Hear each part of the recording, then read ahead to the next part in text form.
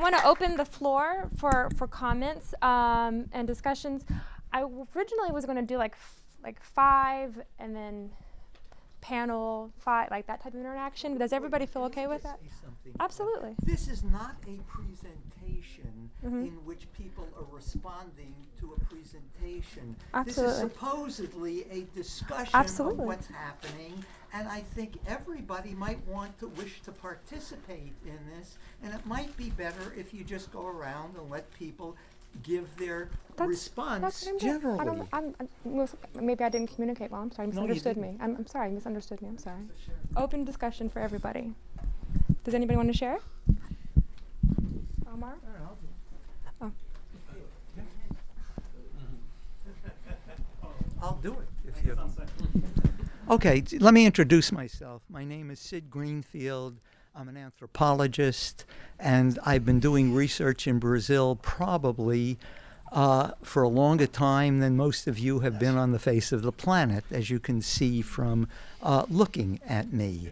And I want to go back to what Jack said and say that I think that it might be best to interpret what is happening in Brazil in the context of what is happening worldwide in terms of the protests and demonstrations that he talked about.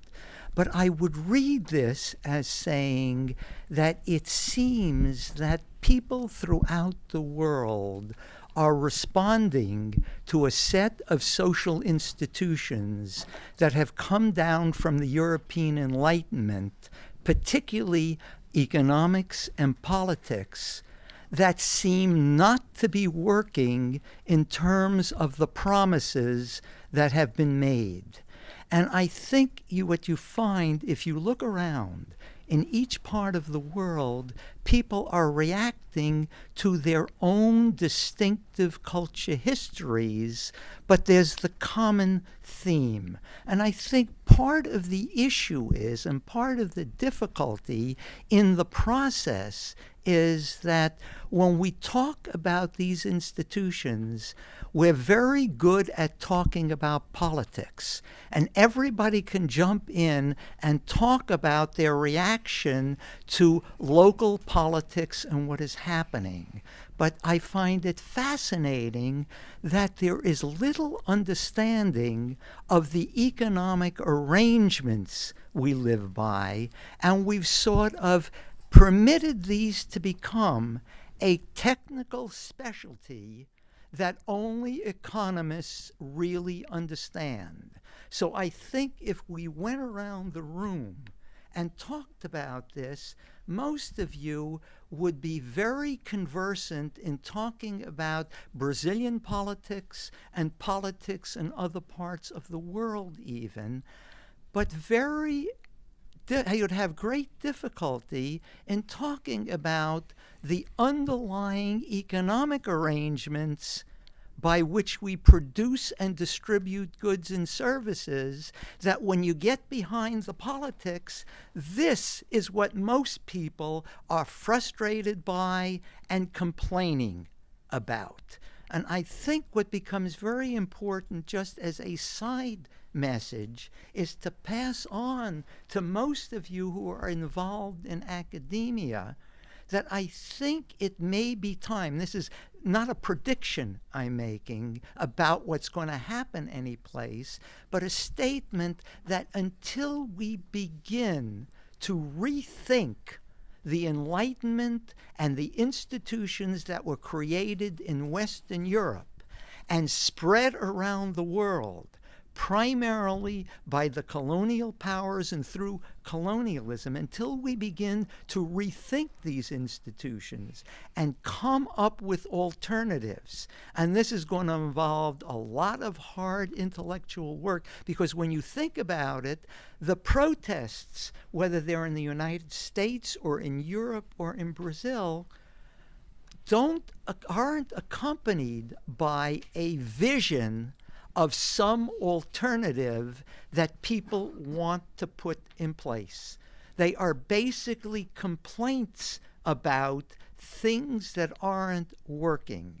And I think that until we come up with a vision, and if you want to look at this maybe, and now I'm going completely out on the limb, but if you look at this in terms of what Marx and Engels and others were able to accomplish looking economically, that were picked up mostly unsuccessfully in the early part of the 20th century, at least there was a vision people could turn to.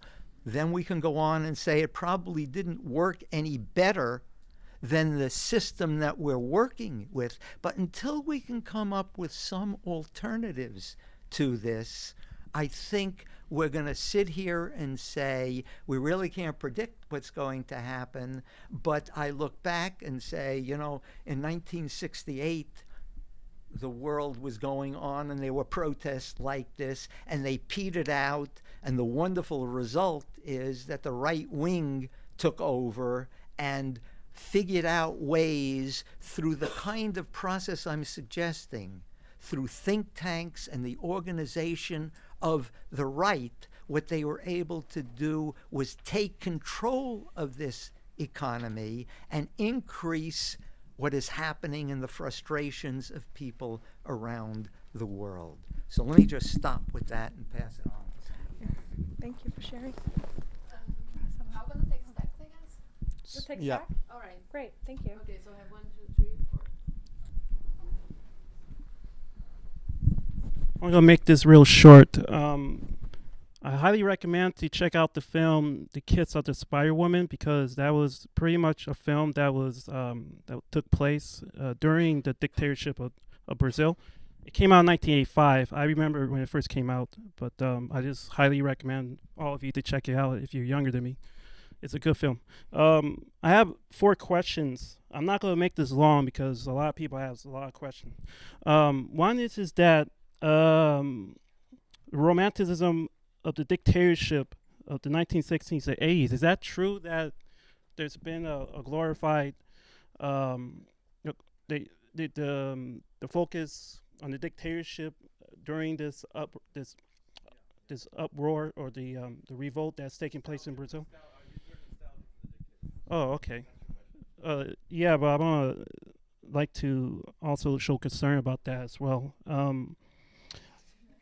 All right, but I'm not going to do that now. And another question is, what's going on with the organizational mobilization that's taking place? Still has been taking place, and how come it's losing steam as far as the generation gap of youth and mid-age and elders that has been politicized and organized for years? So what is the separation in this continuous struggle in Brazil? And the third question is, I haven't heard much about the race relations as far as Afro-Brazilians is concerned, because Brazil happens to be the second largest African descent population, and sadly I didn't hear anything about that. So that's a concern. And also, how is that going during this this revolt that's taking place in Brazil? And my last question is this: can you go a little further by continuously saying that the middle class is unorganized? Seems like there always has been a working class,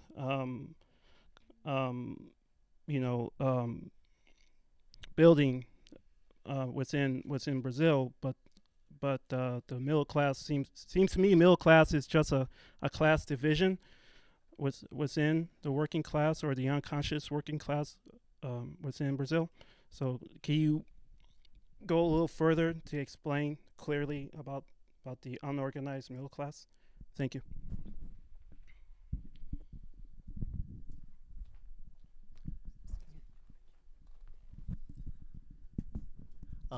I'll keep. I'm very tempted to ask many questions, but it would be unfair, so I'll keep these to 2 questions. I'm very interested in the media coverage of these protests in Brazil. One of the few pieces I could find on it is by João Ferres Jr. and Fábio Kerche in the NACLA.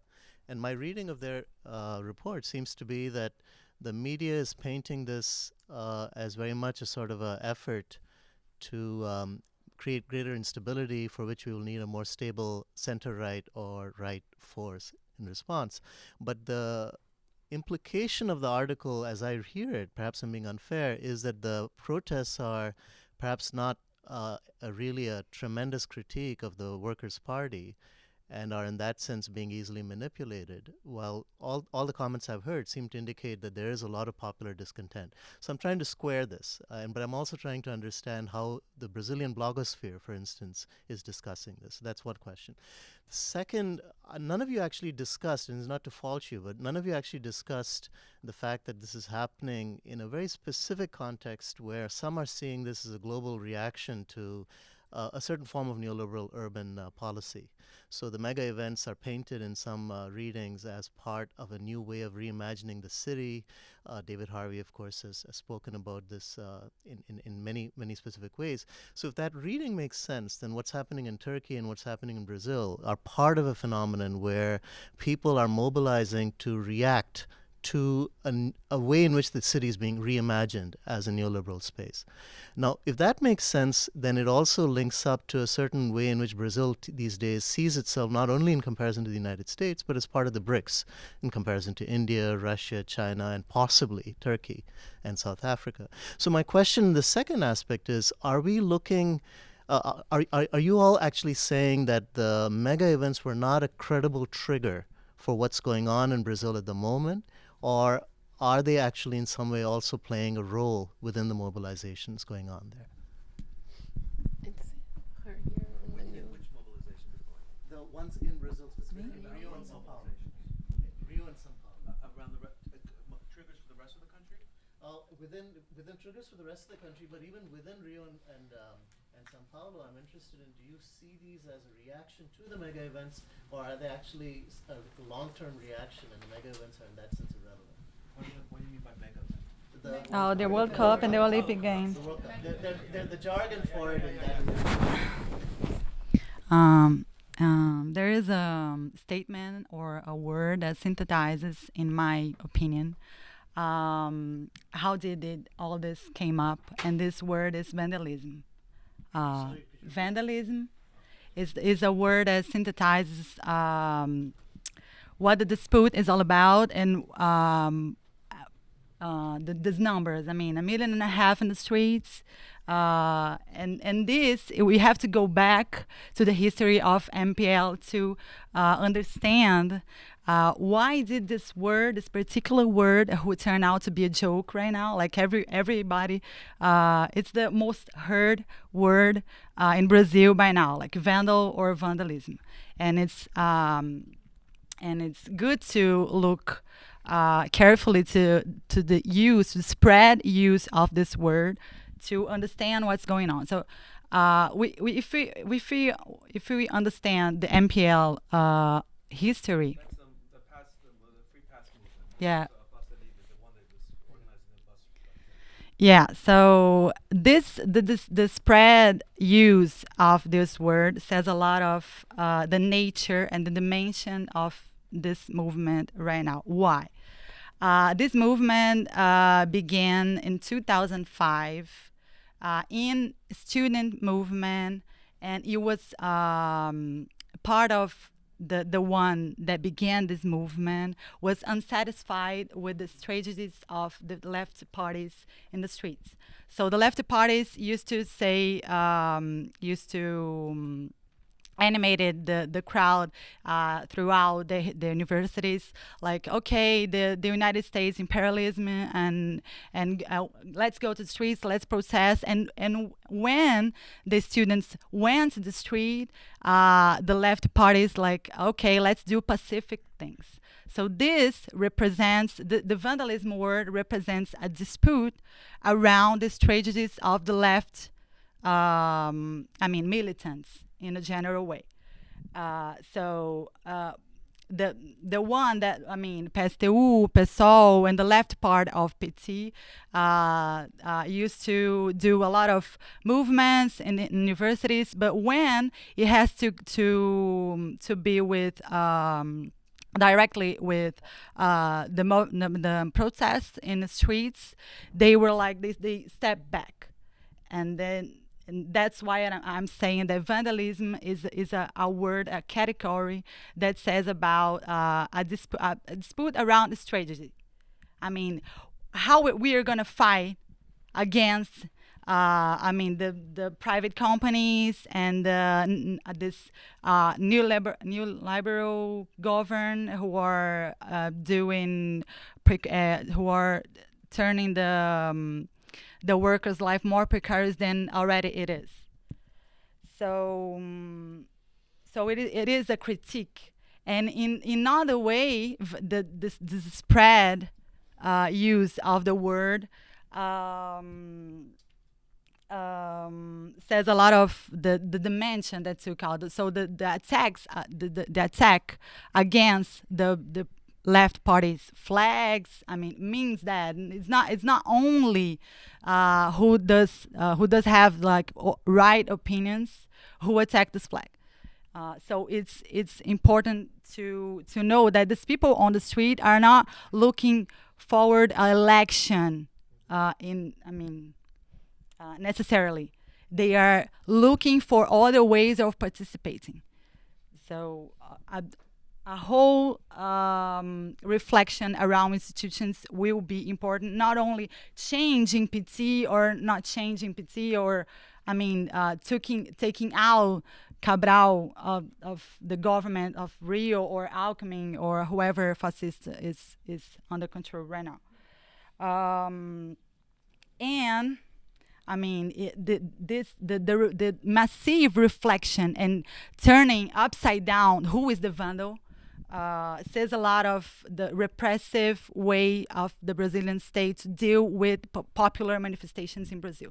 So the symbol of military police in Rio, for example, it is yet the colonial symbols like the cane, the sugar cane, the coffee, and the crowd. So this is the symbol of military police in Brazil. So they protect the elite, the oligarchy, and so on. And they kill people on the suburbs to stop them to protest and, to go against the ones who aren't in control and in power. And there's a lot of say about race relations and media coverage in this global context, because this movement is rooted on middle class for sure, and this middle class doesn't have money to afford a life of their own in big cities. If we have to examine critically as well this word of youth. It's not youth, it's unemployed people who finished graduating and now it's taken on the street because they cannot afford people of their own, and they cannot pay the rent in big cities. So, and that's it.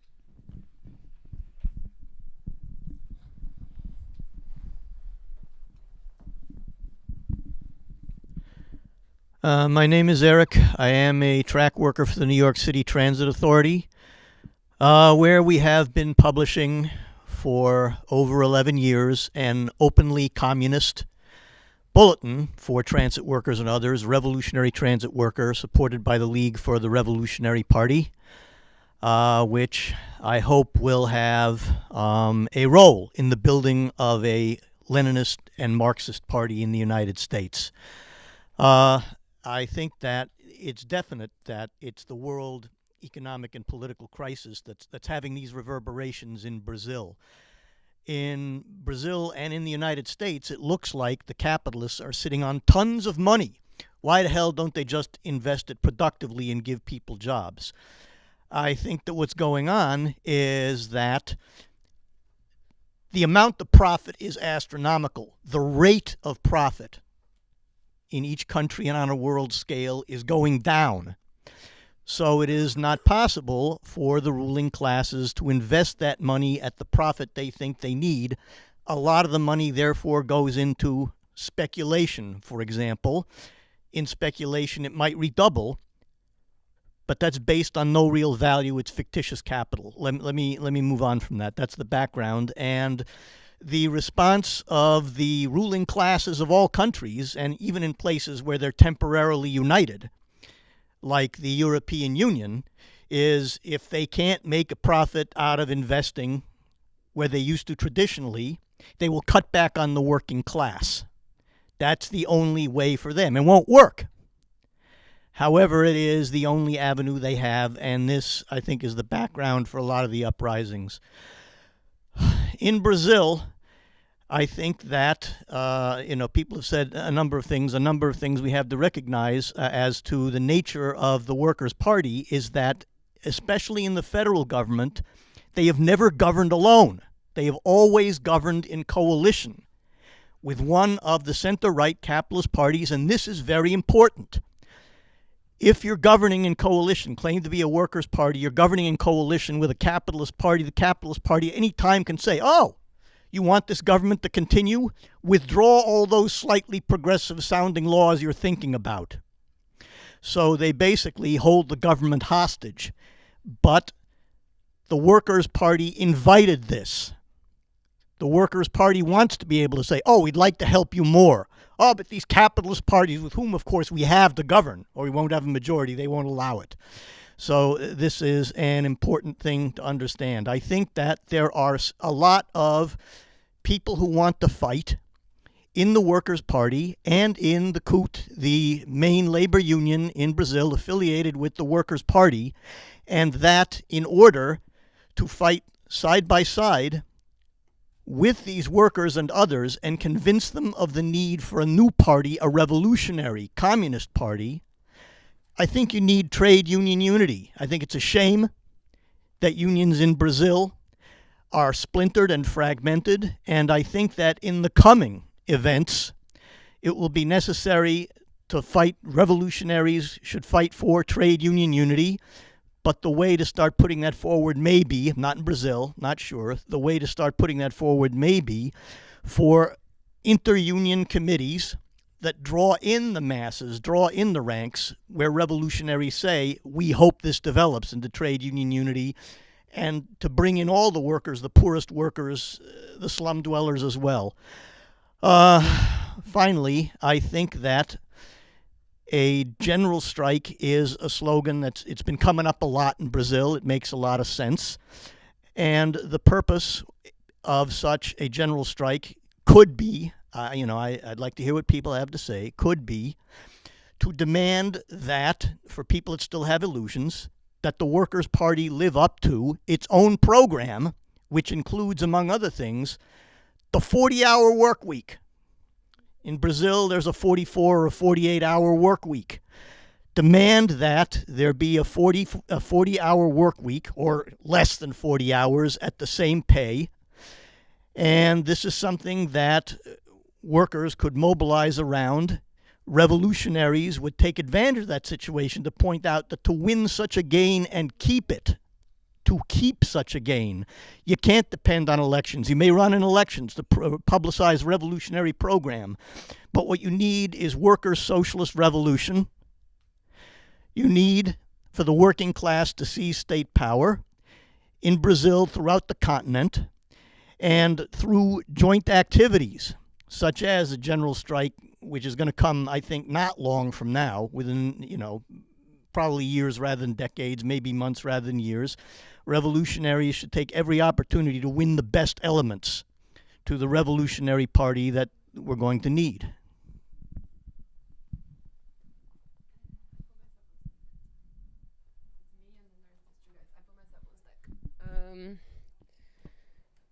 First of all, I would like to say that I don't know you, and with all the respect, what's your name again?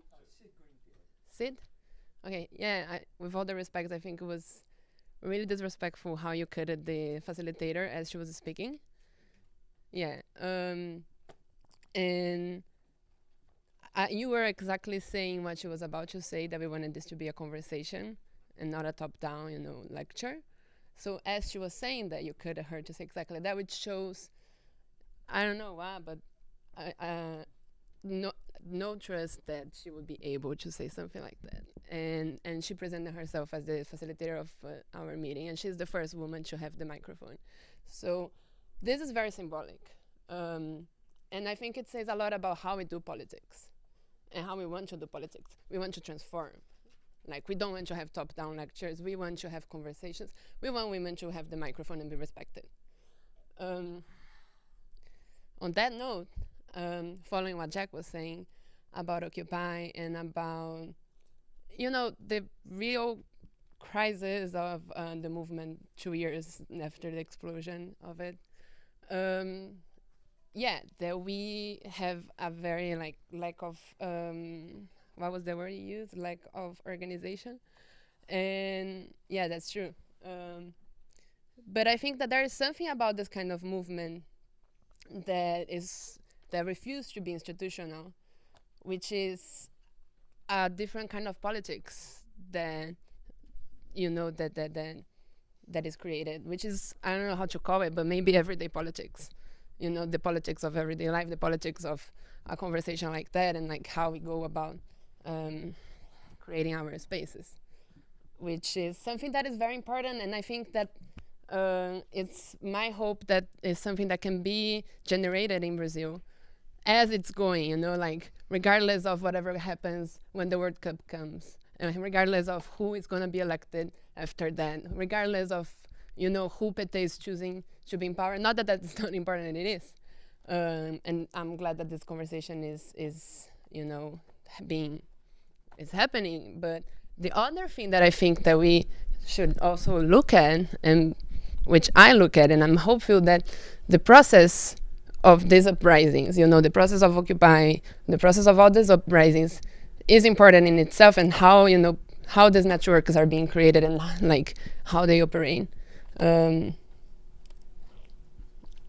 I think that we should look at that too. Yeah, that's it.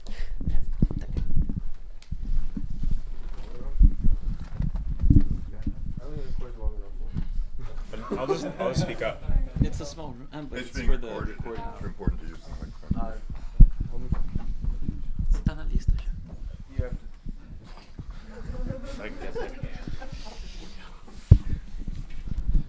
So I just wanted to say two things. I actually have to go. But the first thing is, so haven't lived in Brazil for 8 years, and I really don't know what the situation is other than what I've spoken to friends with. But I'm from the Northeast, from Fortaleza, and I think we should just be careful when we say working class and really be very clear about what we mean. Just the difference between college graduates who are considering working class, who can't get a job, and someone who maybe rose from poverty with the help of policies like Bolsa Familia, is a huge gap. And I think that maybe this is part of a key of what the fact that we have that distance between the people we're talking about when we say middle class and who's demonstrating and who's angry is something to be aware of.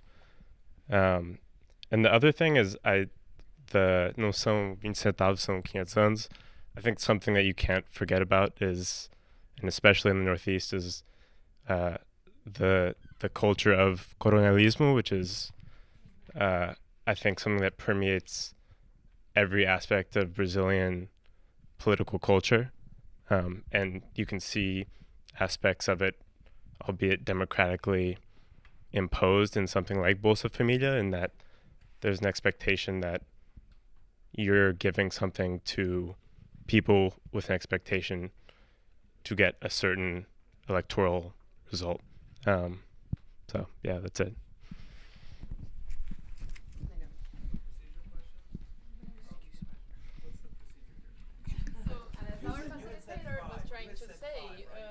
Thank you. That's what I heard you say at the very beginning. I just don't know. I'm just planning the evening and Please, facilitator. Originally, the idea was to have 5 comments and then allow some engagement and then allow 5 more comments and have engagement. That way it can be respectful of everybody's time and allow a space where everybody's open and willing to share and have a space to comment. We are at, how many people are on Stack? We have 1 more stack and 2. We have 2 more on Stack. So how do we proceed to the idea, the original idea, which was 5 5. comments, then to the table, because there were some questions that Yes. the speakers should respond to, and then we open again to the stack. We have 3 people on stack. Let's do that. Do you want, we'll do that. Okay. I have to say something else, which is that we have the room reserved until 8 o'clock. Now, as far as I'm concerned, we can stay here much later, but if the cops come back and say we have to leave. 7:45. Yeah.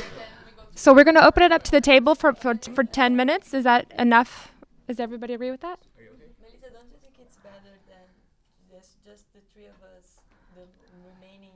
The remaining 3? Yeah, there's 4 people on staff. Yeah, there's, okay. Okay. So, okay. We're going to close Stack. Okay. Anybody else want to be on Stack? We good? Okay.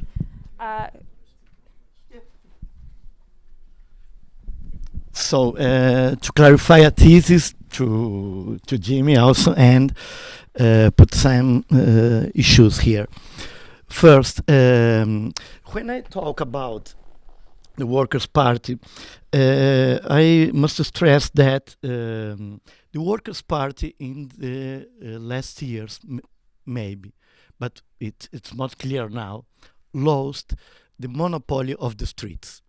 I think that it's a major issue, because we can see the Workers' Party at the head of every single fight in the last 20 years. So we have now a different situation. And this is not because, and I must stress this also, this is not because the MPL take the street, because it is not true. This is a process maybe of 5, 6, 7 years of fights, struggles in the unions, in the social movements, and so on. And we can take the things in a more broad terms to understand what's happened now. Second, about the social composition of the mass movement now. In my opinion, it's not accurate to say that it's a middle class movement. I talked about this some days ago. In the Ibope Pulse, the last one of them, 75% of the demonstrators had a job. Have no job? Have a job. Yeah. Have a job. Yeah. So it's a part of the working class. The lower stratas and the lesser organized, maybe, but it's part of the working class. So here we have the most important problem, I think. There, in the last year, we can see an increasingly social resentment. An increasing social resentment in Brazil. How? Just because the labor market it's formalized. So in one side we have more expectations about have a job and a future. So, but it's more formalized for the worst jobs than skilled jobs, 3 minimum wage at most, and the upper stratas of the labor market felt the earnings. So we can have see a pressure of the upper stratas over the lower stratas. So the lower stratas wants to come up, and the upper stratas blockade this social movement. So it's a problem here. We have a problem. So this fueled a lot of social resentments in Brazil. I think that this is the most important social question now to understand this mass movement. So to talk about a little of this problem. So in the Pulse, we can see that it's working class, youth working class, less than 25 years, a lot of black people and colored people and so on. So it's different than, for example, it's different than 1922. It's different than For a Color. For a Color, yeah, it was a middle class movement. It's different now, in my opinion, and I think that the Pulse are showing something like this. So, and well, now I think that turning to the problem of the relation with Workers' Party and mass movement, I think that the most in the level of political analysis, not a social analysis. I close this chapter in political analysis. We can see that the most important issue is the reorganization of the social movements now in Brazil. But it's not a process that began in Social Forum in 2005. It's not a process that began in the last 2 months. It's a process, it's a decade of struggles and fights in this student movement and in the unions. It's not, I disagree with the vision that the splits in the Federal Labor Union, it's a bad thing. And I think that these splits in the last 2 or 3 years are a condition to a new and renewed mass movement in Brazil. And this is clear in the last demonstrations. In the 11th, for example, in the day of struggles, strikes, protests, it's not fair to compare the strikes and protests and the mass demonstrations in the streets, taking the number in the streets, because they are different things. So, if you, for example, say we had in June 20th, we have 1 million people in the streets, and in 11th July we have only 100,000. Yeah, but how many in strikes? How many folded their arms? So it's other problem, and we need to compare in a different way. Maybe 1 million people, 1.5 million, and in strategic sectors like oil workers, like transportation workers, like financial workers, like construction workers. So it's different now. It's different. So about the perspectives, I think that the streets are they lost a part of the power. So the people, it's going to now to the students, the student plates, the universities, the college, the schools, and so on. But this is not withdrawal of the social movement now. And I think that we have, before the next year, before the mega events and so on, we have important things. In September, it's a key month in Brazil to the workers' strikes, to the workers' struggles. It's the month of the contract, the fight. Yeah, contracts are expired and they're renegotiated. In the financial system and the oil workers, and in a lot of places. And I think that in September we can see better the things and the new movements than uprising in this process. So I think that we have in process a reorganization of the social movements and of the union movement that it's very deep and important to understand the present situation. And this is It's a deep movement. It's not so visible than, for example, demonstrations in the streets, but it's very important, a very important process. So, I mean, many questions. I can't answer all that or respond to all of them, and many really interesting questions. Alvaro is a university professor. He's a member of a union, and he calls himself working class. He's middle class, and I know how much he earns, and I know he's doing well. So I think that I'm being facetious because he's a very good friend, but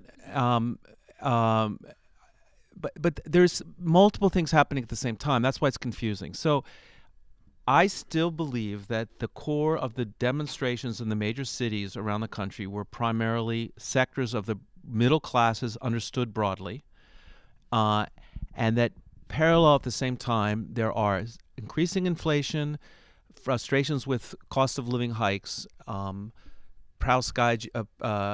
gouging, and the cost of living of rent in the major cities is really being very serious in Rio at this point, for example.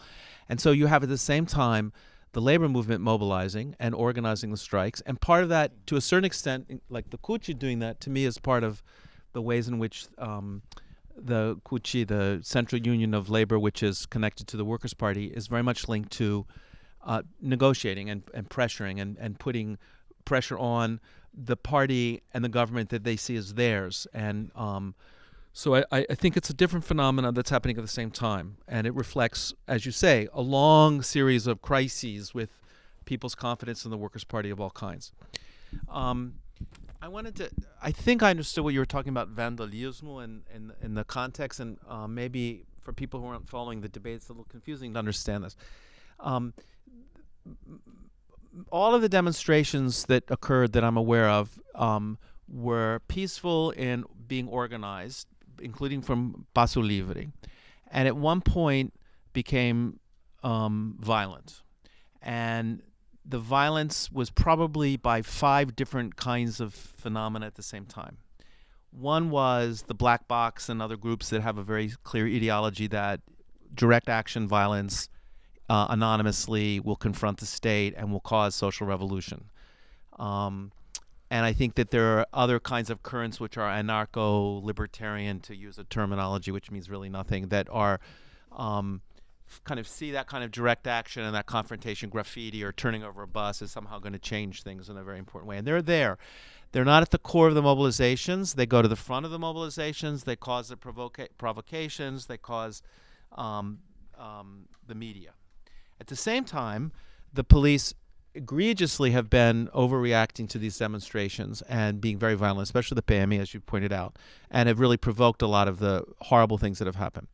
In addition, there are ordinary people, working class and poor people, who are there, who at this moment see an opportunity to do some looting, and they're doing that.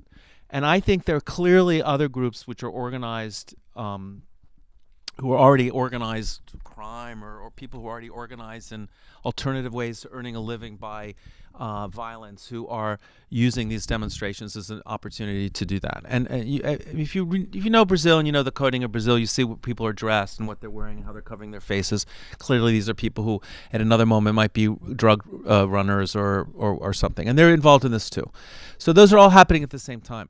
I think the movement is played with that, of appropriating the term vandal. We're all vandals in a certain way, but then comes the political question. I was trying to be somewhat sociological, but I think politically I don't see how that kind of tradition of that kind of violence is going to achieve anything. It's a deep, long tradition in Brazil. We can point to many examples, from the Revolta de Vacina in 1906 in Rio to Quebra-Quilo. I mean, it's a long tradition in Brazil, but it generally tends not to do anything other than get immediate responses like lowering the bus fare 20%, but then not long-term structural changes. So I think it's politically, I think it's a strategy. It's a kind of a dead-end strategy. You had some really good questions. One was the nostalgia for the dictatorship, or the way people are talking about, wasn't it nice under Medici? Right. Well, there's an element there that is a very hardcore right wing, which is in the movements, which is saying that, and the center right parties and the newspapers that represent that core or some of the columnists are using that as an argument that we need law and order, and this is it. And that goes to your question, which is the ways in which people who support the Workers' Party are making the argument that isn't this really something that the right wing is setting us up to do, and it's really to destroy the Dilma government and the Lula government, all the victories of the last 30 years. Were it that simple? And it's just not. I mean, yes, the center right wants the Workers' Party out of the power and wants to be in power. They want Serra or whoever, Eduardo, someone to be in power. But there are other forces, and these are these working class, middle class forces which are very disillusioned and are feeling very strongly that they want to see some serious change. And some of them are there in the streets saying, you have promised, we have voted for you in the past, we want you to come through and we want you to give us what we demand, what you say you're going to give us, what you promise us, what has been promised in the discourse of the Workers' Party for 30 years. Others are saying we don't believe in any of the parties and any of the promises you're giving. And I think this is the kind of nebulous social movement which, as Jack said, I think doesn't have a clear future because it doesn't articulate clearly and doesn't offer direction. And therefore, in the tradition of electoral politics, it's very easy to channel things back into the electoral politics. Now, if the center-right, populist, radical, no coalition party candidate gets elected, the Jânio Quadros of 2014, if some person like that emerges as this kind of gadfly that is elected, then the Workers' Party will be in the streets again, and they'll be protesting, and they will be there, and PSTU will be with PSOL will be the Workers' Party against the center-right government in power with different programs and different emphasis, I think. Because when the Workers' Party started governing, it demobilized its people because you don't mobilize people against the government that you represent. You have them support you. And I think that's the change if the center-right wins in the elections next year, given the possibilities of anything could go or anything could happen. Yeah. Well, I mean, the Workers' Party is the largest left-wing party that exists that has elected congresspeople, senators. When I say the Workers' Party, it's the PT, Partido dos Trabalhadores. I'm not talking about other groups such as the PS. No. These are, I tried to say groups to the left of the Workers' Party that exist. I mean, there are two big ones, the PSOL and PSTU, but there are others that are smaller that people here in the room might be affiliated with their sister organizations in this country and have a agenda around that or something. But no, but those are the two main ones. Those are the players. And again, one of the things that I was very surprised that I didn't see it happening out of this was the PSTU and PSOL saying we're going to run, joint candidates, or we're going to run, something that would have indicated that the left is going to unite, and the left to the Workers' Party somehow offer a clear alternative. Because in that vacuum, in the electoral politics of next year, someone like Marina or someone like her, and I think she's the most likely candidate, is going to emerge and is going to channel that vote. So if we think that 33% of the people in Brazil vote a left party, you can denounce that as a left party that's betraying and is aligning with the working class or not, but votes that. And in general elections, about 60% vote for a center-left candidate. That's been historically the situation in the last 12 years. So the Workers' Party has had a core base of electoral support, not members, not people who are militants, but support them. And then they managed to build a coalition with horrible parties to get in the second round. You support us, and we'll get you the minister of X, Y, and Z. I would think that it would be very wise for the other parties, the left of PT, to join the joint parties, because their popularity right now is really low. So if they join parties, well, see that, right? So this is the question: is what does this mean long term? This dissent, and some people would argue this means a radicalization of the labor movement and the working class thought broadly, and sectors of the middle classes that are historically have played a very progressive role in Brazilian society. This is going to cause a crisis in the Workers' Party, and something will emerge out of that will somehow change the political scenario and open the door for possible long-term a radical critique of the status quo and the possible of long-term change. That's kind of the way people are seeing the meaning of these movements as being more than something that's spontaneous and similar to what's happening around the world. What does it mean for Brazil specifically? I think that's a likely possibility, but it's as likely that in the context of electoral politics and the importance of electoral politics and what's at stake and why people get involved in electoral politics, you have to understand the state is crucial to understanding anything about Brazil. And power, it goes through the state, money goes through the state, resources go through the state, and access to the state, access to the parties to be in the state means not only your political agenda being achieved, but a personal agenda if you're corrupt, that you want to build something and you want a kickback or something. So the state is very important. So having control of the state is essential for many interests in the country. So I'm I don't have any magic thing to say, so I'm going to stop there. I think the most important thing is this is so complex that simple recipes and analysis don't do justice to it. And one last thing I do want to say, I'm indulging now. I think it's true that what happened in the Middle East and happening around the world seems very similar, and it is, because social media, directionless movements, a series of things look very similar. But there's a real difference, I think, from what's going on in Chile and Brazil in democracies, however you want to consider those kinds of democracies, and what's happening in authoritarian governments that are fighting against authoritarian regimes. And I think that the dynamic is different from that, although there are many similarities.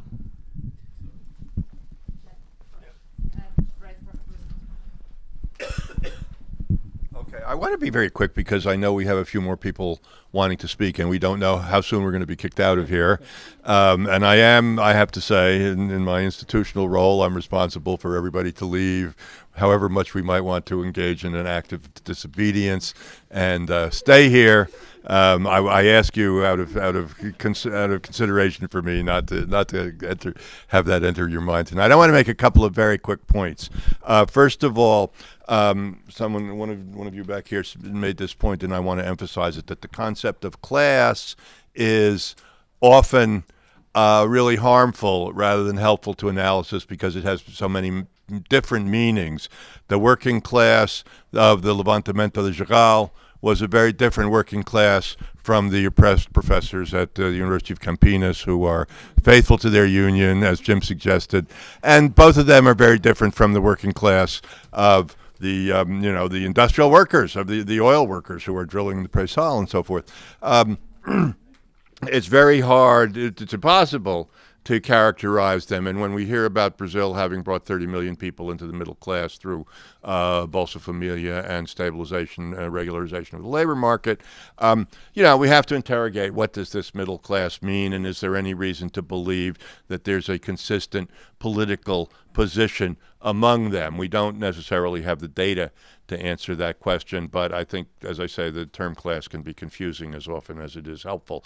Second, this is reiterating, but the movement of the last month, I think, is most clearly characterized by its rejection of party.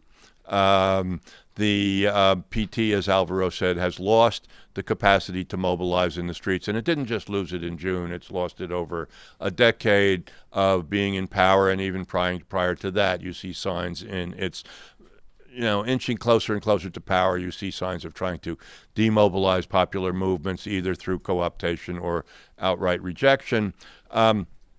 And that means that the movements, repeating what I said before, the movements that we have seen recently are bereft of any kind of organizational base that might enable them, in my opinion, to translate into serious political alternatives electorally or even extra-electorally. I don't think we're going to see a really strong movement surviving in this, partly because of its own heterogeneity and partly because of its lack of organization.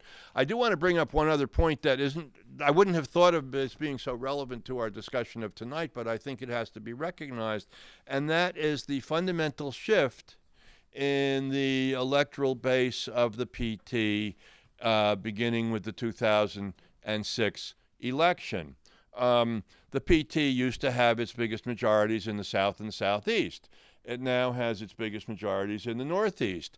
It has won over a large part of the population through the welfare programs. I think this is an important point that was made before, that there is a strong tendency towards clientelism in these regions of the country, and even if it's a different kind of clientelism because it's not a direct trade, you don't have the local boss saying, I'll give you a job or whatever benefit if you vote for me. You do nevertheless have a transfer to the PT of a lot of political support as a result of that. And on the other side, am I right that Dilma actually lost in the South and Southeast?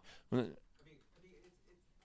do it by electoral, if you do it by district, Yeah. It doesn't work the same way. The map that's done is red and blue, and it looks like. But if you break it down to actual areas of the Southeast, she didn't lose in large parts of. Well, clearly, the relative to the previous vote for the PT, she did lose. Even if she still had a majority, she definitely has. The PT has definitely lost electoral strength in the South and Southeast. And where has it gone? I mean, I think one factor that needs to be looked at more closely is the issue of corruption. In the late 90s and the early 2000s, the PT presented itself as the party of opposition to corruption, and some of its growth was due to that. That clearly is no longer a credible position for it to take. It didn't matter as much in terms of the overall outcome as people might have expected. But that goes along with the separation from party organization on the part of the people who have been mobilized so strongly in recent weeks. And I think that there is a kind of loose base there that might go in different directions, but as long as clear alternatives aren't presented, it'll probably reproduce the patterns of the recent elections. Okay. Who's next?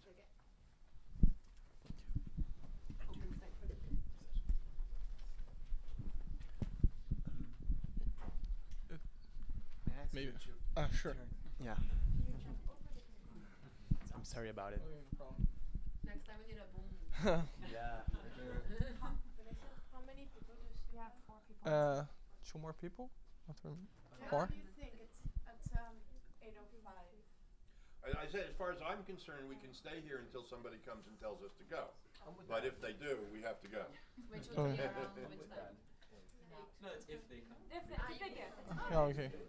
So, my name is Luis. I'm a PhD candidate at UFRJ.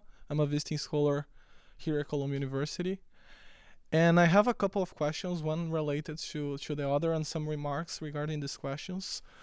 The first is, what's your feeling about the continuity of these protests or of this pressure on power in Brazil?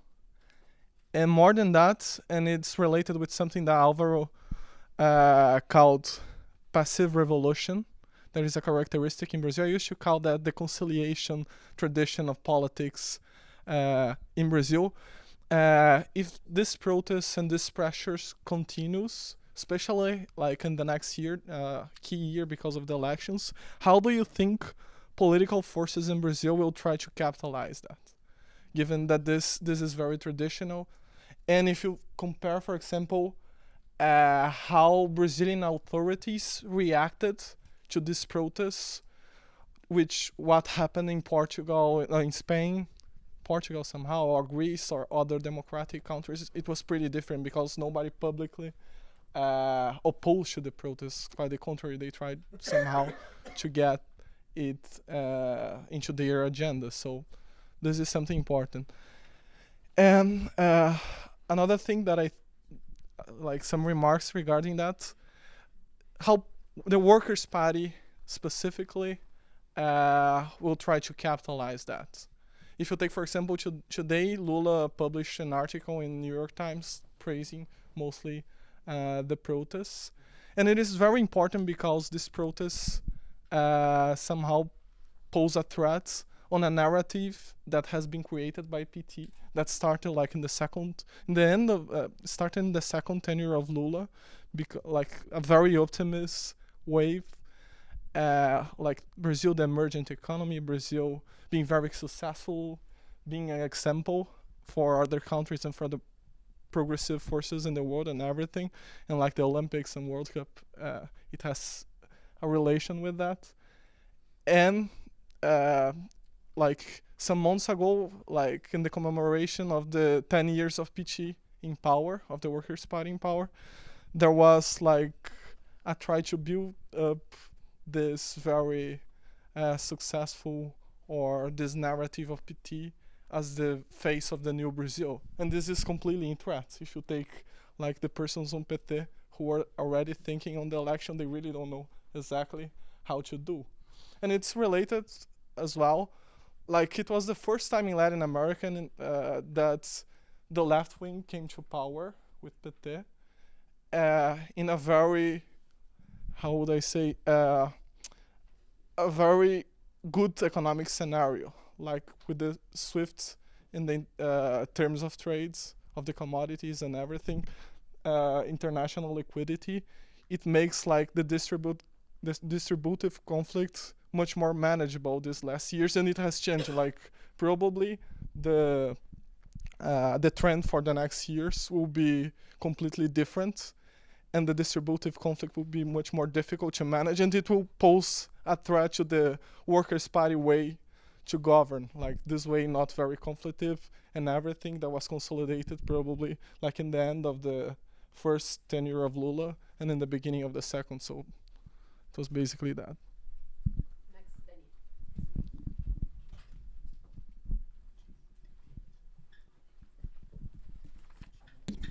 Hi, my name is Daniela. I'm also a PhD candidate at Unicamp, State University of Campinas in Brazil, and I'm here as visiting scholar at Columbia University.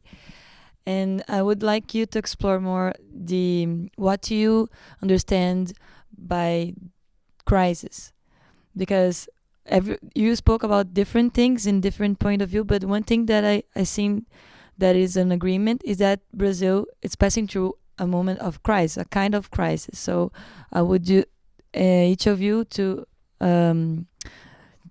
explore this more, and I would like also to make a consideration about it, and so you can like make any comments if you think it's worth. Because for me, the sense of crisis is when the groups from above can not longer govern, or not govern well. They have like difficult, and those from under cannot yet take power. So that's why it's a crisis, because there is at the same time a tradition a crisis from the way things are organized, and at the same time a crisis of the lack of alternative of power. So in this moment, I think that the strategic debate emerges as a question, as an issue. So in strategic dimension, how do you think the social groups, especially the subaltern groups, so that we can talk about the same thing? If you don't want to talk about working class or medium class, let's talk about the subaltern groups in Brazil. How do you think they can go ahead in a strategic debate right now? What are our alternatives? And last, don't you think we should like consider that in our reality in Brazil, the way that we see this fighting process, not only those that we are analyzing now, but in history, it's this very difficult, complex, but so this combination of the explosion of the streets and the permanent tentatives of the working class to organize itself. And if it's so, this complex combination of explosions and invisible organizing process, how are we just now about it? Can we say that we went further on this process, because just then to end, I think we have always to look to the bourgeois and to the state and dominant groups, because they're much more organized. They always have advantages in comparison to our forces. That's why they're state. And at the same time, it's very important for us, and also for university left intellectuals, to look for the combination of the forces in the subaltern groups. I think this is how the university can help to build critical knowledge, and to help these groups that are invisible, without voice, and that are very disorganized in history, to build their own organization and to fight back.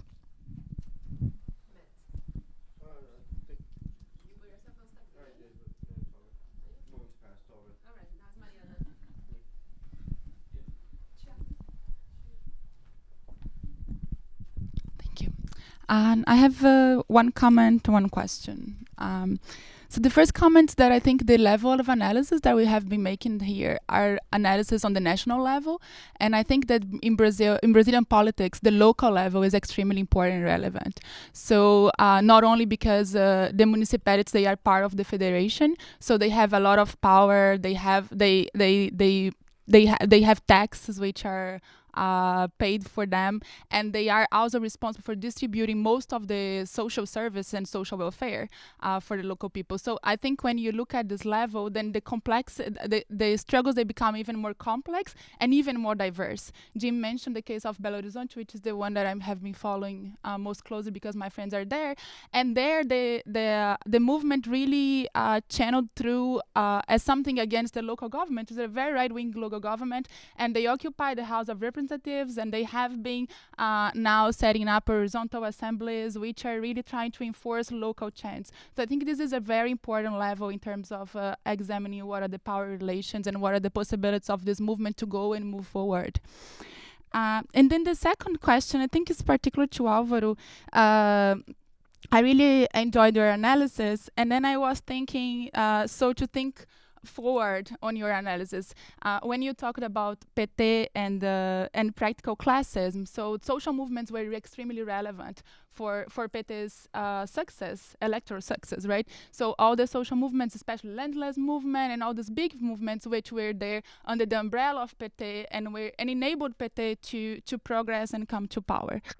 And when PT comes to power, what we have is that we have this situation in which most of these movements, they were already going through a process that was identified as the NGOization. So most of the social movements in Brazil, they have their NGOs and they are funded. And nowadays they are not funded by international organizations anymore, but they are funded by the Brazilian state, because Brazil is not seen as a country that needs international funding. So now the Brazilian state funds most of these movements, and therefore these movements they were completely absent, or not completely, but like there was an absence of these movements on the streets, right? Movements which are historical movements in Brazilian history. And then to think forward, then you said that then we have now practical classes, country workers, organized workers, but in this landscape where it seems that this historical left that we have is practically co-opted and is part of the government, what are the possibilities of this practical classism really encounter some organizations that will enable something to happen in a more in the future, like something that is really gonna signify some structural change?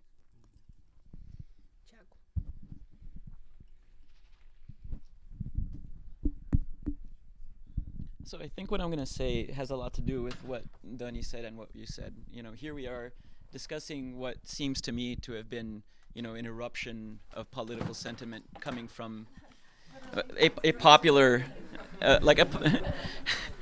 you know, here we are talking about popular movements, but we've spent a lot of time talking about electoral politics. And obviously you can't disengage the PT and the PT's rise to power from what's happening now. But I still find that, you know, to make a joke, PT or not PT, is it's a red herring. It's if anything, the question, the sort of like referendum on Dilma and the Dilma government, I think has been a tool from some more established groups to try to sway the conversation in that direction. Let's talk about corruption. I mean, Brazil does need to talk about corruption, but like it almost has very little to do. It's a different kind of corruption, and it also has to do with the social movements and it has to do with governance. But it is like very similar to Occupy in completely different ways, but a reaction to lack of representation, right? It's like we're not in conversation. You have the government, you have the movements that have now become institutionalized, and you have the people who are disorganized and not politicized, right? You've got the movements being paternalistic towards the people. You've got the government being, engaging in usury and black box, lack of transparency. I mean, the transportation problem is that, right? There's just like deals being given out to like massive moneyed interests, and the bus fare goes up, right? But like, how much are we paying per bus? These are all really big questions. And then you have the government co-opting the movements on the other side, but there isn't a conversation happening between all three.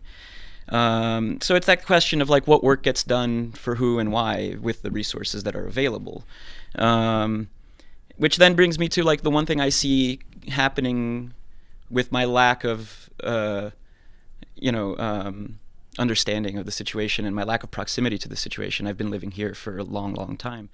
But it's this process of politicization. It seems that a lot of the leftist groups who are less institutionalized have taken this mantle to like, let's vie for the politicization of these like hundreds of thousands of people, many of which have only recently come out of poverty in the last 10 years, have gone to shitty schools their whole lives, don't have any kind of like foundation, and let's teach them stuff. Maybe it's from like a different angle, but I think, that's it. That's all I have to say. I also want to say that one of the first questions we got asked was about the role of race and how it plays in this. And here we went through an hour-long or 2-hour-long political conversation about the situation in Brazil and managed to avoid it again. So it's no one's fault. It's no one's fault. It's a structural fault. Anini is the next one, and then we should go to the table. I just want to explain better what I was trying to say. I mean, I think that this is a unique uprising, historical uprising, mainly because there is a massive inversion of who is violent. And it's not only a sector or a class or a little group who are doing that, but the whole society are questioning who is the violent and who is the vandal and what is vandalism, and what this is what makes this uprising so unique in history in Brazil. And in this point, I agree with Daniela and Thiago, because if we take as a preconcept the state participation and the formal institutional participation, we cannot understand what's happening because there is a lack of representative in the way of in this state participation.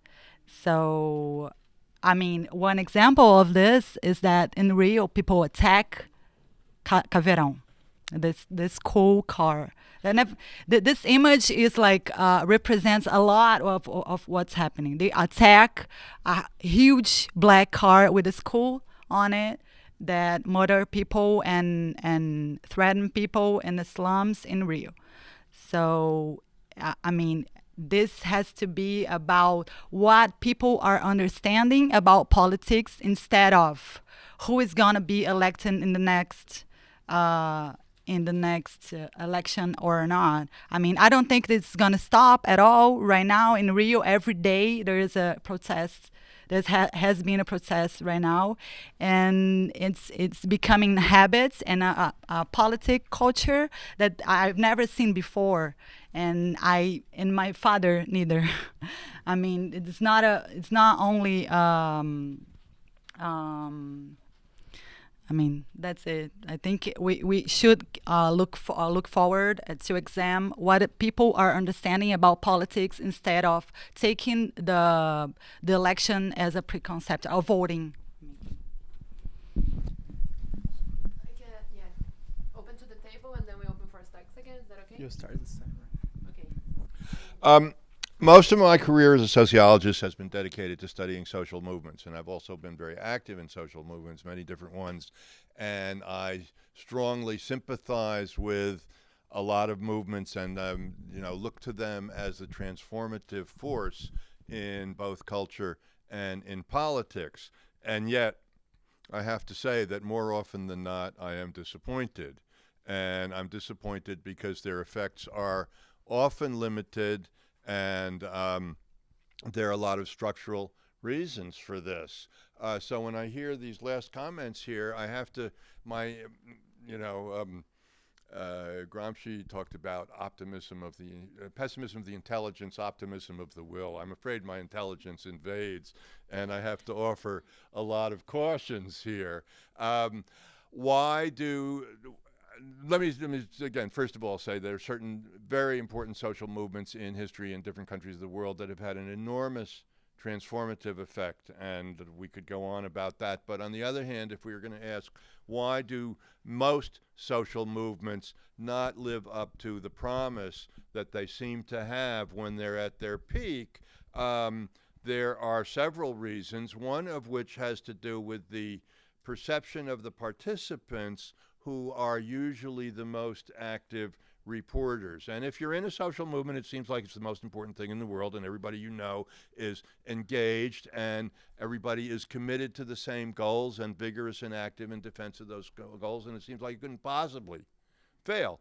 But if you step back a little bit, you have to recognize that very often these perceptions are simply not general to a larger population. It's also because social movements, unlike political parties, don't have the capacity to develop consistent positions and to achieve formal representation.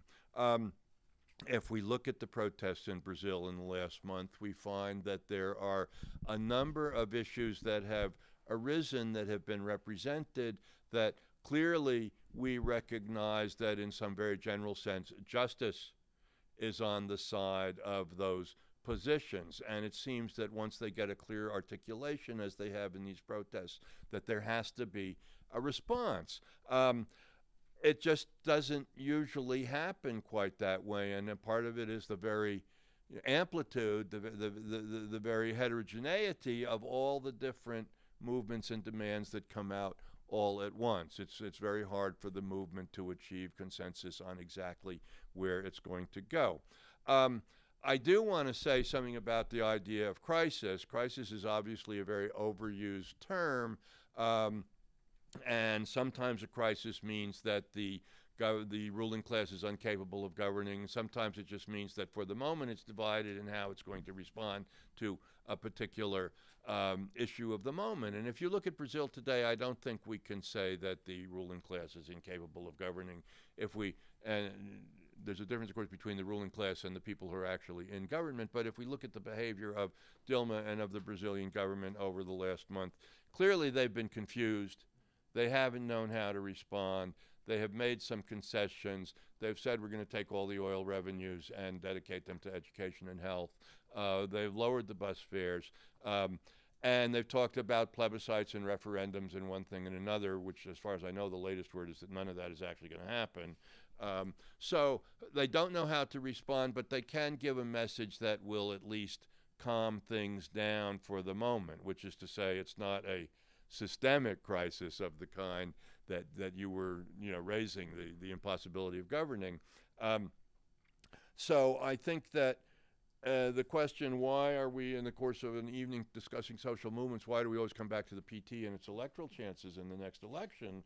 It's because that's the concrete thing that we can look to and ask, how is this set of events going to influence it? We don't exactly know how it's going to influence it, but there isn't any other obvious outcome that we can even specify this is what we would like to happen. There's no clear path in that direction. So.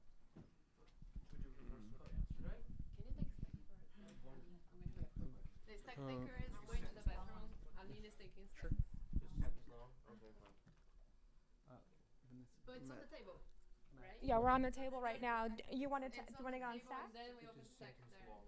A sentence Jack long? was on the table and then I'm on the table and then Yeah.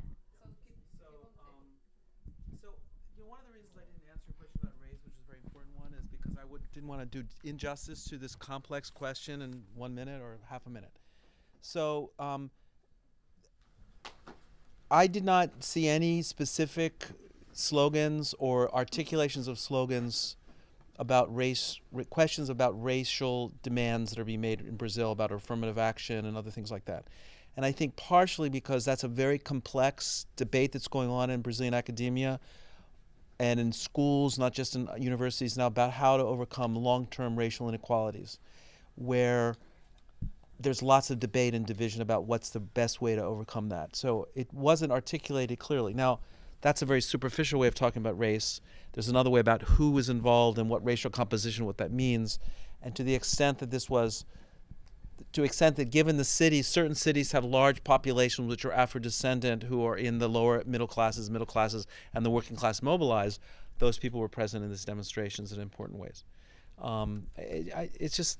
It's way too complex to try to kind of simplify it in any way. I mean, I could have talked a long time about the LGBTQ movement and the fact that Feliciano was the person who was of a very small political party who is evangelical and is homophobic, was appointed to a human rights commission in the Congress, and this provoked huge mobilizations against him prior to these mobilizations, which were very important.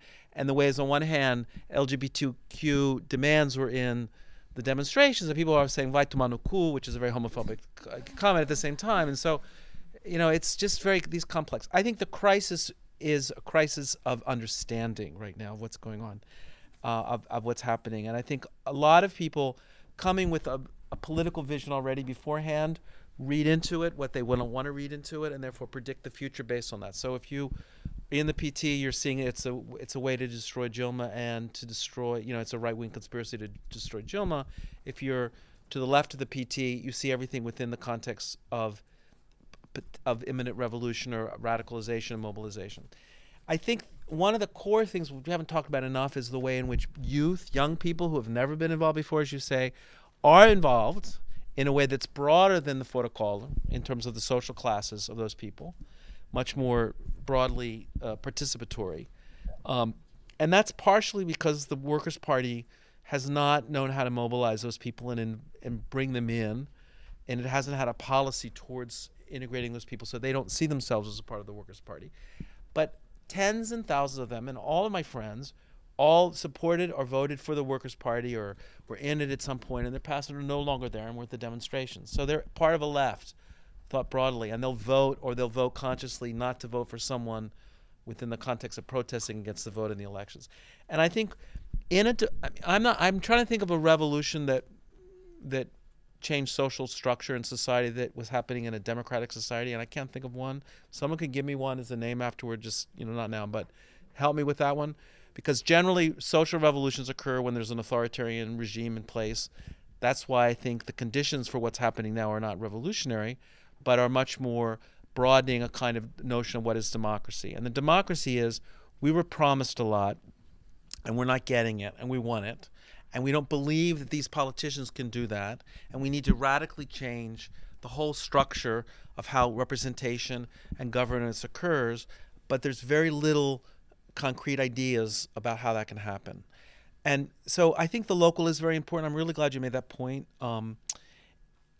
This issue about who's leading and who's not leading is very complex as well, because in Rio, part of the way people were mobilized were through long-standing social networks, not just media networks, but forums of a sustainable alternative economia solidaria, a solidarity community. I mean, there's a lot of networks of people who have been meeting and know each other, and they mobilized their people to demonstrate and participate. So it wasn't that there was just spontaneously people went to their Facebook and found out that they were supposed to go out tomorrow and they all went out together. It was organically beyond Passa Livre in other parts of the country, country as well. So these networks of people were doing that.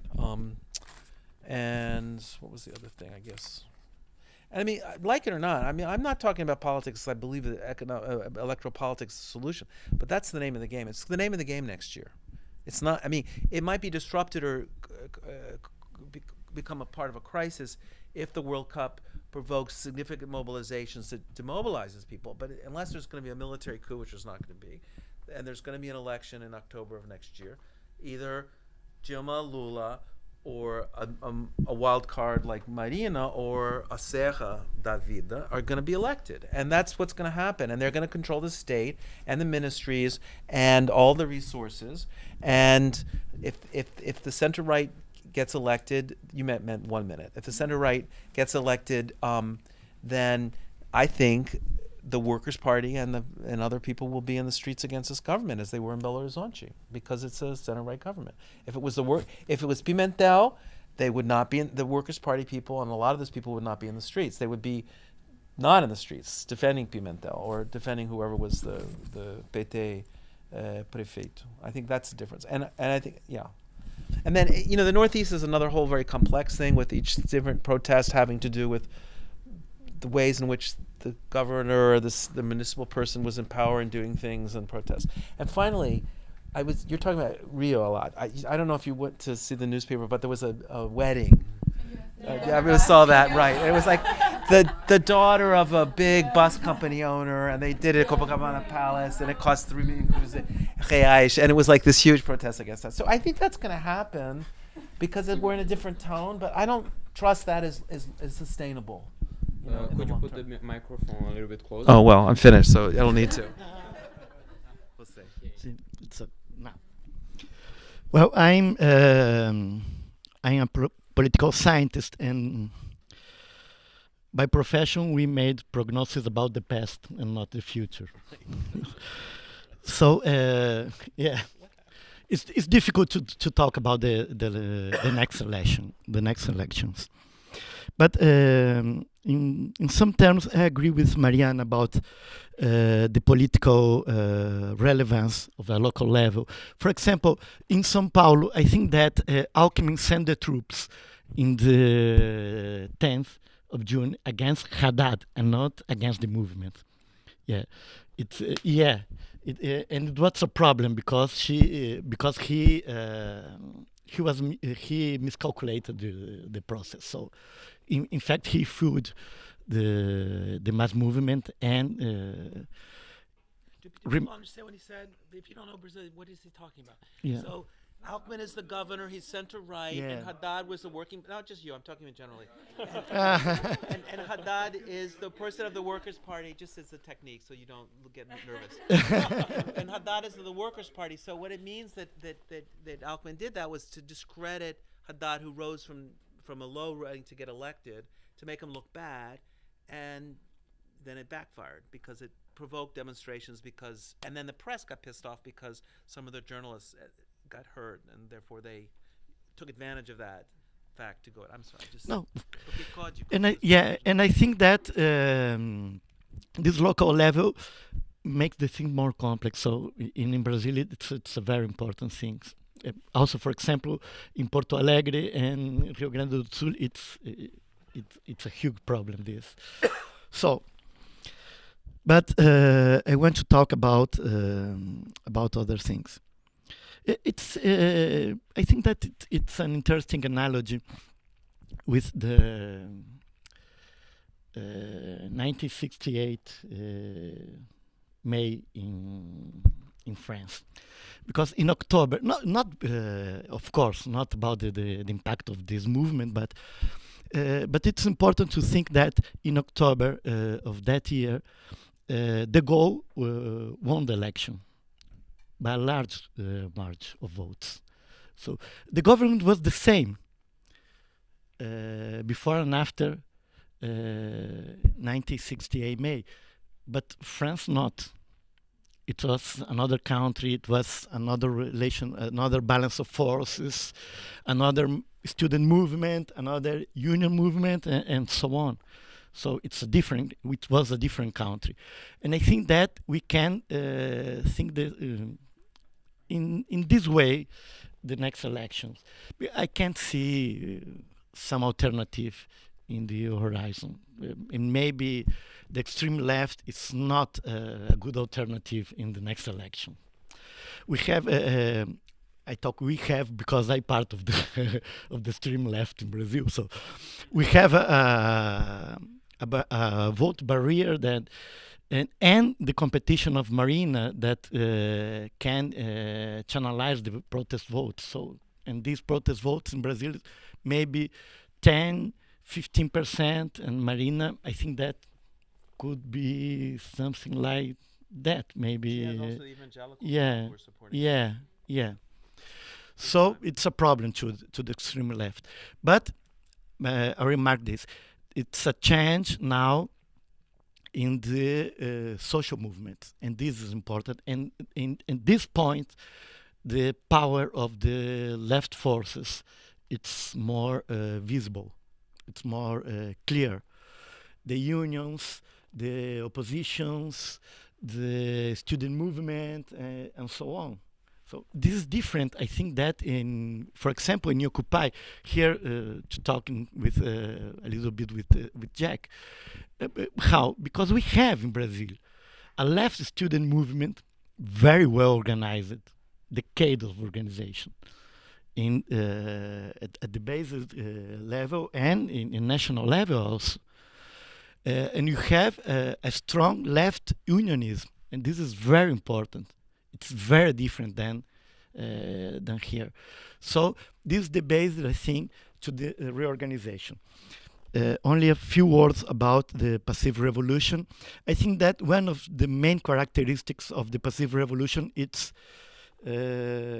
transformism.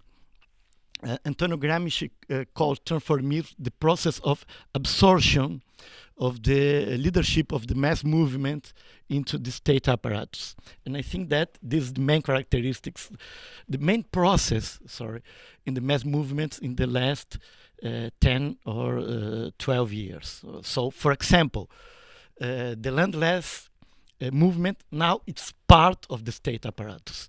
The National Student Movement Federation is part of the state apparatus.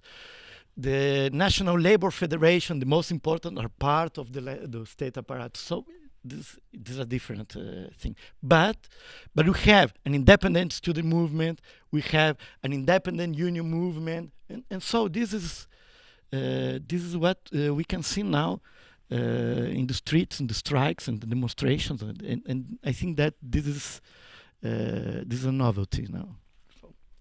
Well, but I can discuss about social classes. I think that maybe Jimmy expresses some kind of political resentment because he's a professor, but he's not unionized, and yeah, and he. Yeah, but we can express this in the same sense than Jimmy. So, but so and finally, I want to acknowledge the work of Daniela, who works with me in this piece, and it was very important to our conversation today. I think that. I don't know if you have another. There are more people on set. Oh, yeah. So I would like to also request that. I've been doing political work for 40 years. I hate meetings that go on forever. I don't know. I would like to talk to some people. Thank you. That's right. So let's like close it so we can have a little. People want to say goodbye, and the people have obligations at home. Well, go home. So maybe at 9. So yeah, just so that we don't go on forever. Sorry, we have 5 people on stack. Let's have these 5 people speak and then we close with like a word. So yeah, you on stack. You're the first one on stack. Hi. Indeed. It's an occupational hazard of communists to talk briefly, which I'm going to do, and then be told when they're done that they have oversimplified the question. No shit. There are very, very complex questions going on, and I'm thankful to the speakers for having made clear how complex they are and what a welter of class forces are involved in this very great victory for all toiling Brazilians, whether working class, middle class, long-term unemployed. It was a great victory, and it's an inspiration to workers and others all over the world. And it's a start, and it will turn into its opposite unless the workers and other toilers go forward from there. It's conceivable, I don't know, that if the PT gets voted out of office, they could take on a radical face, and in doing so, go out into the streets and inspire non-members and left-leaning members to get militant and get radical, and in that case, revolutionary communists, Trotskyists, would have to make an orientation toward the Workers' Party, maybe even join. But we're nowhere near that, and I have no, people from Brazil don't know if that's likely, so I have even less idea how likely that could be, but tactical flexibility for sure. Finally, revolutionary socialists often vote. Often they don't vote. But one thing they never vote for is a popular front that is a coalition of capitalist parties and workers' parties. If you know that a vote for the Workers' Party is a vote for their capitalist coalition partners, whoever it be next time, then you can't vote for them. I wish it was possible to vote for somebody all the time, but it isn't. The PSTU, for example, people have mentioned it, the PSTU has said never vote for the Workers' Party in a coalition, in a popular front. In the first round. In the second round, vote for these deadly enemies of the working class, and I have to believe that the advanced elements, minority though they be, in Brazil, that the advanced elements feel confused by this, and it is not the job of a revolutionary Trotskyist party to confuse the most advanced, but rather to find them, to work with them, however small in number they might be, for however long it takes, because I also don't think there's a revolutionary situation in Brazil at this time. And, instead of spreading confusion, spread clarity to as many people as you can. Thank you.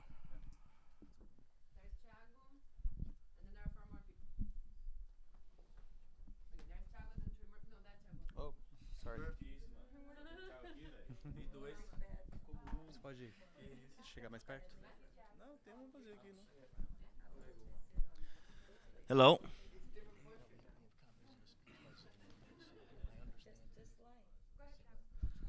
I'd like to point out a couple of obvious things, but also put them into perspective and introduce them into the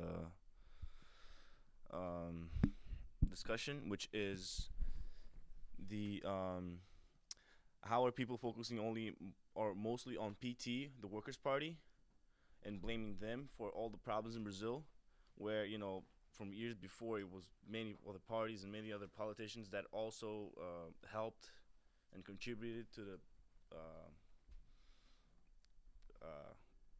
situation of Brazil now, and how also companies are often overlooked in these problems, like when there's for example the thing in the Amazon for the Belo Monte, exactly, for the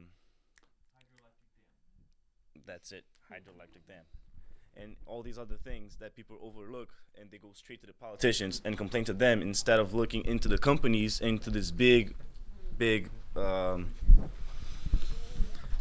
capitalists things and blaming them.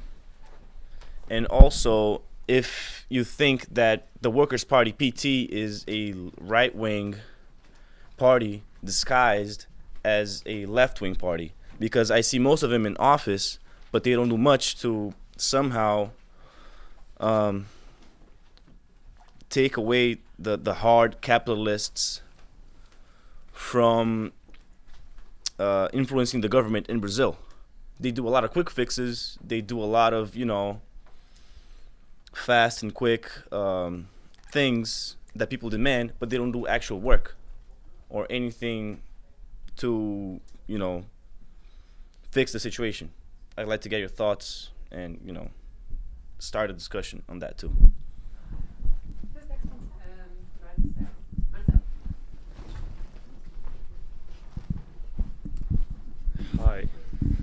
I'm Marcelo. I had a few thoughts, and there are a few things that I said already once before. The first thing is I would like to point out is the political abyss there is between people and politician. So I mean, as a middle class person, I don't feel connected to the government. I don't have support from my government except for transportation, which makes sense, everything that has happened. And there is no dialogue with the government whatsoever. So as a Brazilian from middle class, normally you feel helpless and you don't trust your government. You don't need it normally. So I normally am in disbelief of like parties because I can tell that people don't want to talk about that. I mean, most my friends, most the people, this like catchphrase that I always heard in my childhood. There are a few things you don't talk about in dinner. There are soccer, religion, and politics. So you don't want to go to these points.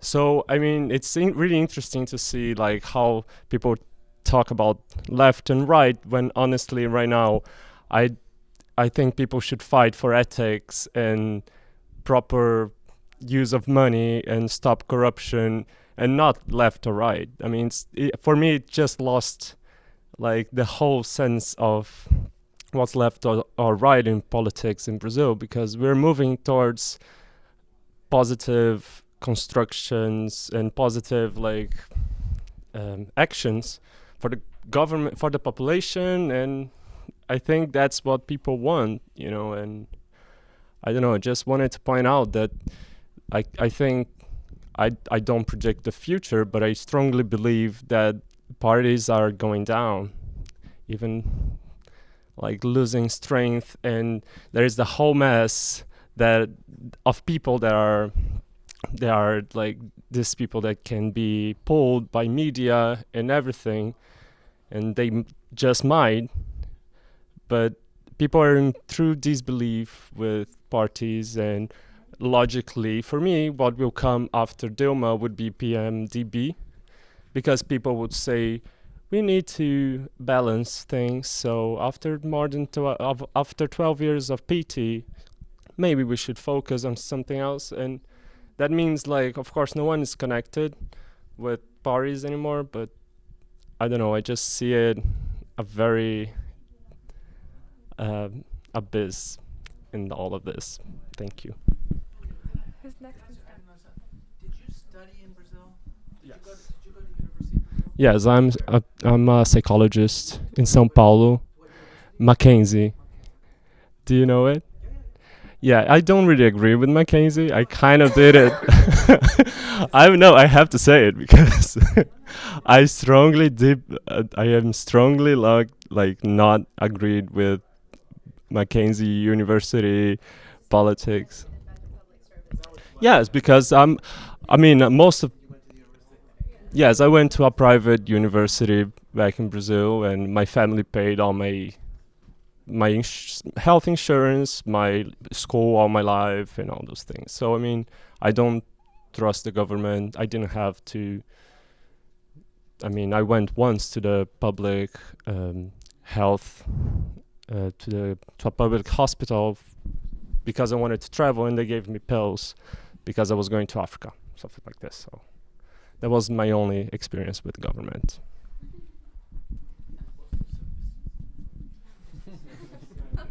Just to being quick, I mean, I think also that what's gonna be, I mean, for the future, this projections is so unpredictable, and we have we have elections next year and etc. But I mean, I think and it depends if how this mobilization are gonna reach the lower sectors of the society. So but we have to look at two factors. One is this open debate around the military police, which are not minor, are not small. Why? Because it has to be it's related with the repression against Black people. So I mean, and it puts this government in a dictatorship nature. I mean, everyone is saying that the government and the PT, the Workers' Party, and so on are dictator.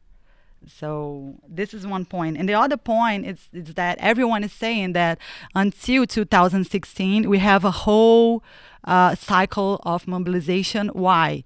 Because these big events arise, the selling public spaces of the people to Ike Batista. So these two debates, like the Maracanã, and not only Maracanã, I mean, I was in Manaus right now, and everyone is saying that the government took 20 years of debts to raise a stadium to 2 games.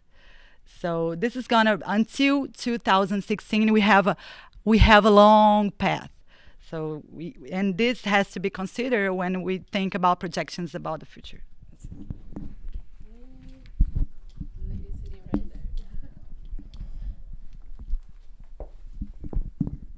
Given the fact that I don't know much about Brazilian history, I appreciate the fact that, it was a nuancial discussion, and so that I learned a lot tonight.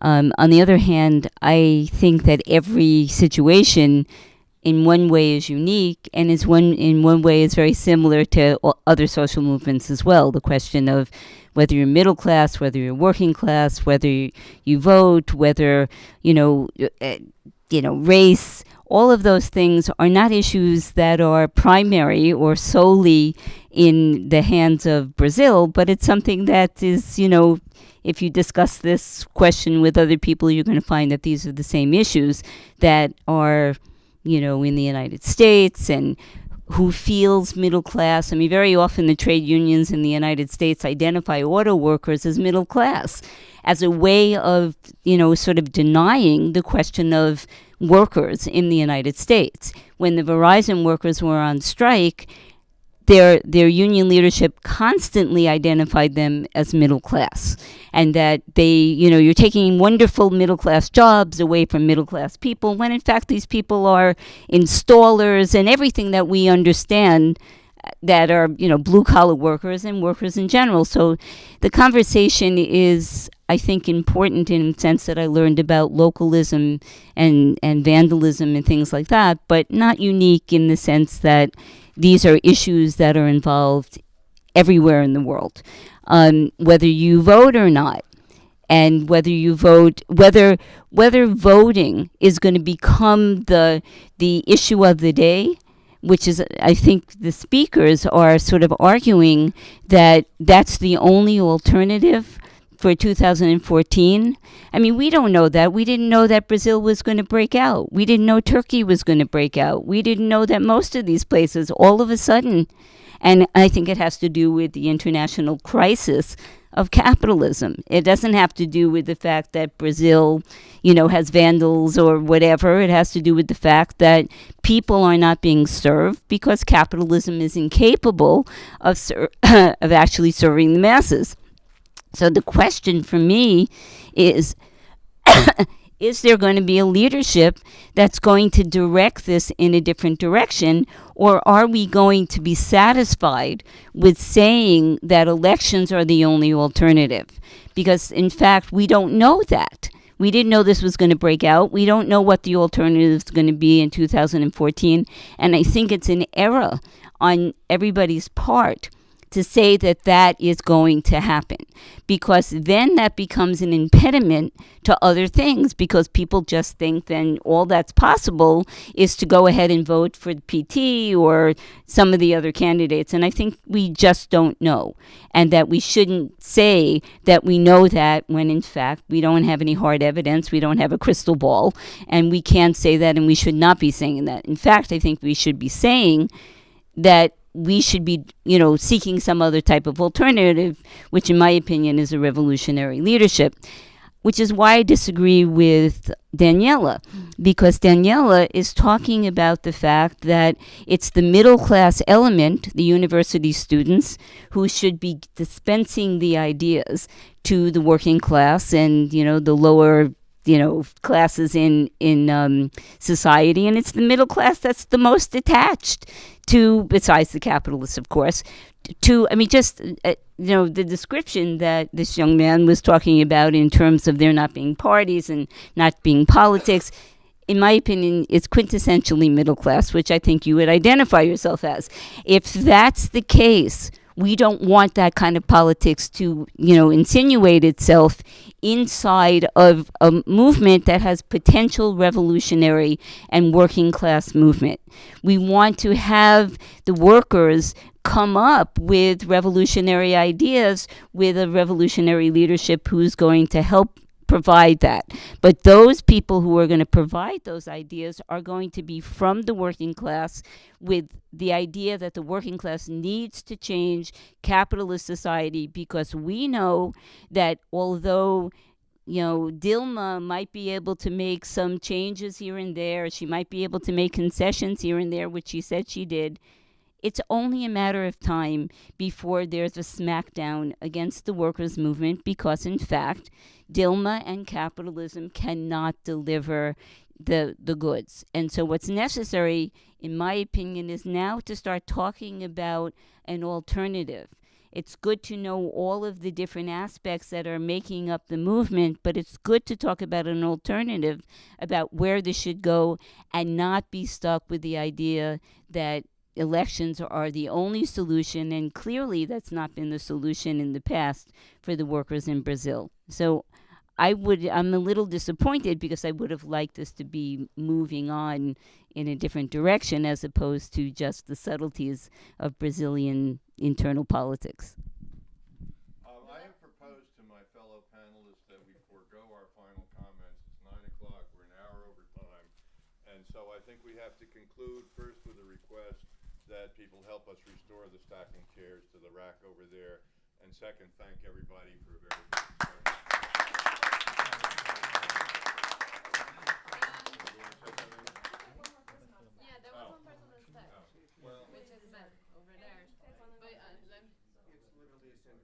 Okay, say it. Well, 3 counting this part. Okay, I'm not so well versed on all the party issues. Is it a 2-party system, parliamentary system, or what? That's all I'm asking. Okay. Okay, cool. Does that mean that's more than 2 then? Okay, cool. Thank you. All right, cool. But they govern in coalition. There are 12 parties in the coalition, I think. All right, cool. Okay, so that's it. You can start. No. Thank everybody. Just help with the chairs, please. Put it back the way we found it here, please.